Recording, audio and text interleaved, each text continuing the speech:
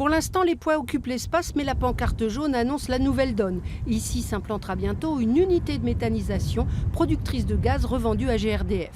Les porteurs de projet sont 6 agriculteurs locaux, 2 éleveurs et 4 cultivateurs. Depuis 5 ans, ils travaillent ensemble à la valorisation de leurs déchets agricoles.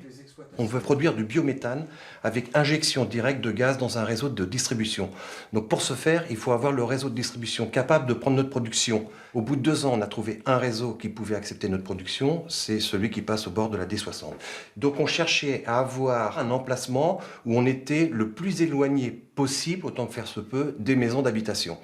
La réglementation nous impose un minimum de 500 mètres. Nous, dans notre projet, les premières maisons qui se situent à Colville-Montgomery ou Perrier-sur-le-Dent, c'est 1 km. Aujourd'hui, le dossier technique, il est là, il y a des normes, elles seront respectées. Si les gens veulent des réunions d'information pour avoir des questions complémentaires, on s'adaptera.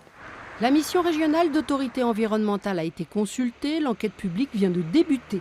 Jusqu'au 6 juillet, les citoyens des communes concernées par le projet d'unité de méthanisation peuvent se rendre à la mairie de Biéville-Beuville pour consulter les documents et faire enregistrer leurs remarques. Un collectif d'opposants s'est déjà constitué. Pour eux, le projet est une aberration écologique.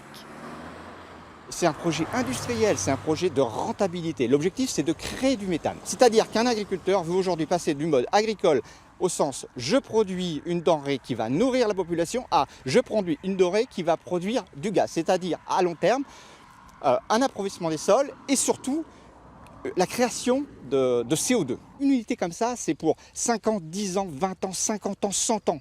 On est en train de créer quelque chose pour l'avenir.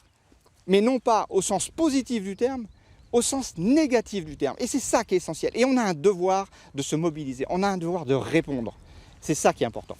Le préfet devra donner son accord, puis les communes environnantes devront se prononcer. La plaine de Camp-Nord va être dans les mois prochains un enjeu de bataille écologique. La guerre du biogaz ne fait que commencer.